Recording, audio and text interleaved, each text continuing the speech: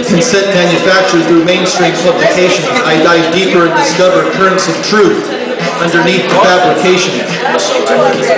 Light from above exposing the fabric of the nation. Sometimes it's not what binds us but divides. Sometimes it's not what blinds us but what incites questioning. Reactions of administration's military might. Thousands upon thousands perish in foreign desert sands, and it's not from the summer heat. Nations of victims run in full retreat, looking up to the heavens for someone to save them, while enemies use knowledge and munitions we gave them. Ace in the hole, I'd rather not gamble. State of the Union speechwriters ramble. The pen dropping ink, my weapon of mass destruction, correcting the words of mass deception. The headline in the next election, platformed under the guise of humanitarian, but we're still waiting for the aid.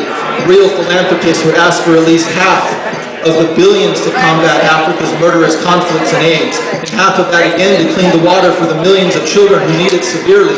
I guess we'll continue to choose our battles selectively relative to our resources or theirs, or corporate ventures, Wall Street vultures, profit shares between good old boys and leave no billionaire behind initiatives.